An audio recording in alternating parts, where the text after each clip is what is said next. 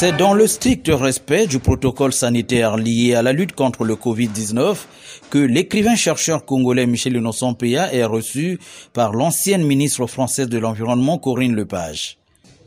Et en signant ce projet, Michel Innocent Peya est bien convaincu de sa portée sociale et historique. Madame la ministre, je viens d'un pays, le Congo-Brazzaville, reconnu comme poumon du globe terrestre. J'ai été très tôt, comme tous les Congolais, sensibilisé aux questions écologiques. C'est donc naturellement que je me suis mis à écrire des ouvrages et parcourir le monde pour sensibiliser le commun des mortels sur la préservation de l'environnement. Michel Innocent Peya fait désormais partie des 80 ambassadeurs des droits de l'humanité et de l'environnement, au nombre desquels le chef d'État des Comores, qui avait reçu cette distinction de Corinne Lepage peu avant l'écrivain-chercheur congolais. Je suis convaincu que la signature de cette charte, qui fait de moi de facto l'ambassadeur des droits universels de l'humanité et de l'environnement, TDH, et ce, dans l'illustre continuité de mon prédécesseur, son Excellence, M. Azali Assoumani, président de la République de l'Union des Comores, me permettra de faire entendre avec plus d'écho mon message à l'humanité. Permettez-moi, Madame la ministre Corinne Lepage, de confesser que votre lutte pour les questions des droits humains et de l'écologie a été pour moi source d'inspiration et d'engagement. C'est donc un grand honneur que ce titre me soit remis par votre illustre personne.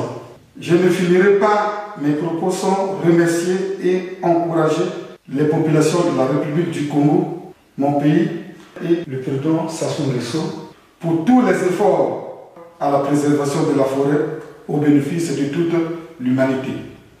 Les droits de l'humanité sont le droit pour tous les habitants de la Terre à vivre dans un monde dont le futur n'est pas compromis par l'irresponsabilité du présent. Nous serons très heureux de vous compter parmi nos 80 ambassadeurs dans le monde entier qui sont chargés de diffuser la Déclaration universelle des droits de l'humanité. Votre signature maintenant figure au bas de la déclaration. Plus nous serons nombreux à nous engager et plus nous aurons des chances de faire le moins mal possible pour les générations qui viennent et pour la nôtre aussi d'ailleurs. Je m'excusez du contexte, mais vous le savez, à Paris, nous avons vraiment une très forte augmentation des cas de Covid et on est obligé de faire les choses de manière très précautionneuse.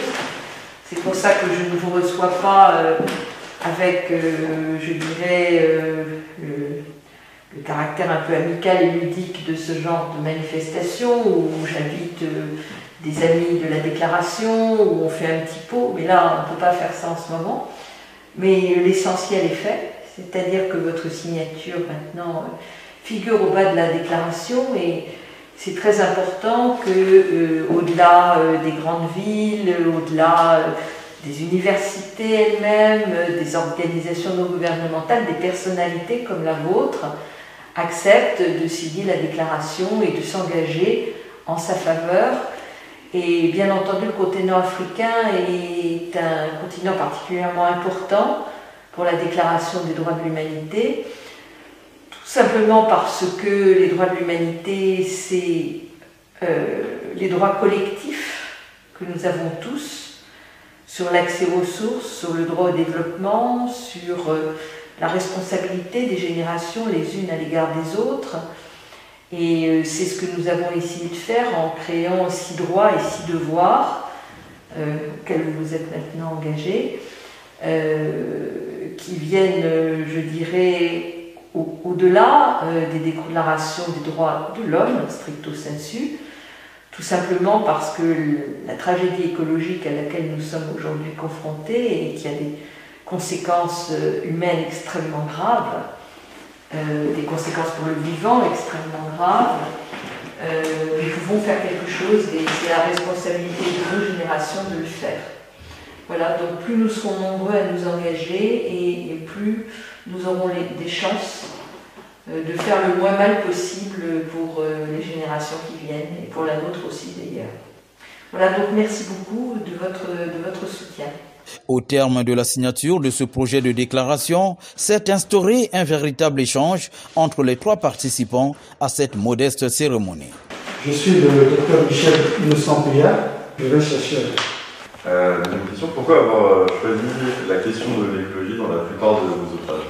Nous avons tous constaté que dans les années 70, la planète subissait déjà des conséquences dramatiques et qu'il fallait penser faire quelque chose à l'image de nos prédécesseurs qui ont commencé ce combat, dont Madame la ministre, dont certains dirigeants congolais, le président Sassou Nguesso. Nous avons aussi emboîté le pas pour essayer d'appuyer les efforts qu'ils entreprennent ici et là, au Congo, comme ailleurs, à travers le monde, pour que la planète soit sauvée, les générations à venir vivent aisément dans l'ensemble de la planète. Nous avons pensé mettre notre contribution aussi pour que ces efforts soient vus à travers le monde. En sus des publications, nous participons à des conférences sur le plan international. Nous sommes invités ici et là, et justement pour apporter notre modeste contribution, la richesse commune qui est notre planète. Et c'est en cela que nous n'avons pas voulu rester indifférents, d'autant plus que notre pays, la République du Congo, figure parmi les pionniers, puisque les premières rencontres ont justement eu lieu à partir des années 72, notamment la conférence de Suède, Stockholm, qui a eu lieu en 72, pour voler au secours à la planète en danger. C'est là qu'il y a eu la première rencontre sur les droits humains et de l'environnement. Et la seconde qui a eu lieu en 82, quand c'était à Nairobi au Kenya, notre pays a toujours été engagé dans ce combat à travers ses dirigeants. Donc voilà pourquoi nous ne pouvions pas rester indifférents pour accompagner les efforts qui ont été entrepris par nos prédécesseurs, dont Madame la ministre, dont les dirigeants congolais, dont les autres dirigeants à travers le monde. Ce qui justifie aujourd'hui notre engagement, d'autant plus aussi que le Congo fait partie des pays à charge la responsabilité de la deuxième réserve du monde, le deuxième poumon de la planète, le bassin du Congo. Et c'est pourquoi, pour l'intérêt de l'humanité, nous ne pouvons pas rester indifférents pour qu'ensemble, à travers le monde, les initiatives soient multipliées et pour que les dirigeants à travers la planète prennent conscience pour que nous préservons cette réserve humanitaire pour l'intérêt des générations présentes et celles à venir. Voilà mon engagement sur cette question climatique. Missionné par l'ancien président français François Hollande en 2015 pour la rédaction de ce projet de déclaration, Corinne Lepage, juriste et avocat de son État, revient sur l'urgence d'agir face aux catastrophes environnementales. Ça a démarré en 2015, en réalité avec la COP21, avec une lettre de mission du président de la République François Hollande, et le mouvement de signature a commencé à la fin de l'année 2015. D'accord. Et quel est l'objectif de ce fait sur le long terme? Eh bien, l'objectif sur le long terme, c'est une démarche qui est très originale, puisqu'elle consiste à créer du droit international à partir de la société civile, non pas à partir des États. Société civile entendue au sens large du terme, puisque vous avez à la fois des entités publiques et des entités privées qui signent la déclaration, et ça c'est quand même très original. Il n'y a, à ma connaissance, pas d'autres textes de cette nature. L'objectif étant ensuite d'en faire un texte reconnu au niveau des Nations Unies. Du reste, nous sommes soutenus par le secrétaire général des Nations Unies et le président Hollande avait envoyé aux Nations Unies en 2016 la déclaration. Je dirais que nous avons maintenant noué un certain nombre de partenariats avec le CGLU, avec une organisation qui est à Genève qui s'appelle Africa 21, avec nous avons d'autres organisations qui sont en train de nous rejoindre, par exemple des syndicats. Je dirais que ce soit les membres très actifs comme les ONG ou que ce soit les membres du conseil d'administration ou encore nos 80 ambassadeurs, chacun essaie de travailler à faire adhérer le plus de gens possible. Nous allons ouvrir un bureau en Afrique également, puisque nous avons aussi des ambassadeurs en Afrique dont certains sont tout à fait actifs. Très contente que le Congo, par votre personne, rejoigne le mouvement. J'ai rencontré quelques chefs d'État africains déjà, mais pas le président Sassou Nguesso. Modestement, j'essaierai d'y contribuer. C'est tout à fait possible de rencontrer le président Sassou Nguesso. Merci infiniment. C'est un texte qui est très simple. Du reste, il est aujourd'hui traduit dans une quarantaine de langues. Il comporte 4 principes: la responsabilité, la dignité et le droit au développement, l'équité entre générations et la pérennité de l'Union. Et ensuite, il comporte 6 droits et 6 devoirs. Et ces droits et devoirs se répondent les uns les autres. Il y a bien entendu tout ce qui est le droit pour le vivant, et pas seulement pour l'humanité, pour le vivant, les espèces vivantes, de vivre dans un environnement sain et écologiquement soutenable. Ensuite, il y a toute la question de l'accès aux ressources, de la préservation des ressources, des biens communs, la gestion du progrès technologique, le droit à la paix, la question des réfugiés climatiques. Voilà, tout ça est traité à la fois sous la forme des droits et sous la forme des devoirs. Le projet de déclaration des droits de l'humanité, signé par les 2 personnalités, a été rédigé en 2015 afin d'être proposé aux États membres de l'ONU en marge de la COP 21. Madame la ministre, le Congo a une grande responsabilité. Oui, c'est clair, vous avez le bassin du Congo, c'est la 2e forêt primaire du monde. C'est pas rien. Et nous constatons à travers les conférences que cette réserve est moins connue que l'Amazonie. Bien sûr. Aujourd'hui, le président Sassou Nguesso porte un grand fardeau. Tout à l'heure, je vous ai remis un des ouvrages sur le fond bleu, dont il est l'initiateur après la COP 22 à Marrakech, au Maroc. J'étais à la COP 22. Voilà, le président Sassou, lors de la déclaration, avait promis de mettre en place un mécanisme pour la protection du bassin du Congo. Et ce qui avait été fait. Et puis nous constatons, récemment j'étais à la COP 25 en Espagne, à Madrid, le président Sassou était l'unique chef d'État africain.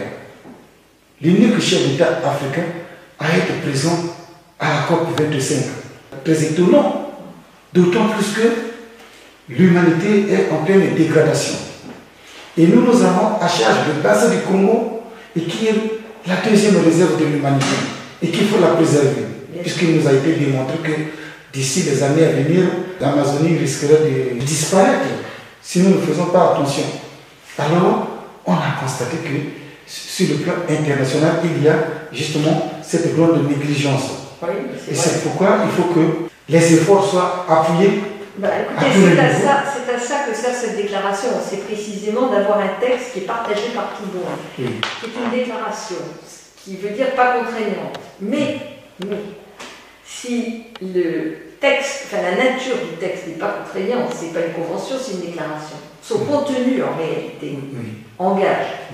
Voilà, c'est ça qui est très important. En tant que grand défenseur de la cause humanitaire, dont aujourd'hui l'environnement paraît comme une situation et un domaine préoccupant. Bien sûr, c'est le premier une situation inquiétante. Bien sûr. Je crois qu'il faut travailler de commun accord avec ceux qui ont à charge le 2e poumon de la planète, dont le président Sassou Nguesso et le chef d'État de la sous-région. Tout à fait prêt à ça. Hein. Et surtout avec la découverte des tourbières, et qui ont été démontrées comme première réserve de l'humanité.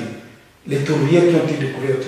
Et les tourbières pouvaient absorber 3 années de gaz à effet de serre du monde entier et 10 années d'émissions de gaz à effet de serre des États-Unis. Et donc cette réserve doit être préservée. Le combat que je mène, c'est de faire connaître aussi à l'humanité cette réserve pour que nous la protégions ensemble. J'essaierai d'y contribuer. Modestement, j'essaierai d'y contribuer. Michel Innocent PA a mis à la disposition de Corinne Lepage 2 de ses publications, expression de son engagement dans la lutte pour la protection de l'environnement. Il s'agit des ouvrages Fond bleu pour le bassin du Congo et le désastre écologique et sanitaire du Covid-19. Nous venons justement de ratifier la déclaration des droits humains et de l'environnement auprès de Mme Corinne Lepage, et qui fait de nous de facto ambassadeurs des droits humains et de l'environnement. Madame Lepage avait été mandatée par le président François Hollande pour présenter en Suisse la COP 21 qui a eu lieu en 2015 à Paris. une nouvelle charte et qui pouvait régir l'humanité pour l'intérêt des générations présentes et celles à venir. Vu le travail que nous faisons, bon, nous n'avons pas été surpris de nous voir invités à ratifier cette déclaration. Donc si les gens nous découvrent à travers ce que nous faisons, ce n'est pas étonnant, ce n'est pas surprenant. Et chose importante, c'est parce que Madame la ministre, c'est elle qui a élaboré la convention environnementale gabonaise. Et elle est prête à travailler avec le président Sassou, elle vient de le dire elle-même qu'elle est prête à travailler avec le président Sassou, d'autant plus que le président Sassou est parmi les pionniers, les initiateurs de la cause, le constat qui a été fait sur la dégradation de l'environnement et de la planète. Les premières rencontres ont eu lieu à travers ces 72, 82, 92, 2002, jusqu'à ce qu'en 1995, il y a eu l'organisation des différentes COP successives. Madame la ministre Corinne Lepage est prête à travailler avec le président Sassou pour la préservation du bassin du Congo, qui est la deuxième réserve de l'humanité. Elle voudra aussi mettre sa contribution, d'autant plus que le président est parmi les défenseurs du bassin du Congo et qui est une partie de l'espoir de l'humanité. En marge de cette cérémonie, Michel Innocent Péa a pris part à la remise des diplômes aux finalistes de 2 promotions 2018-2019 en Master 2 de l'École de commerce de Lyon. Ceci en sa qualité de parrain des 2 promotions.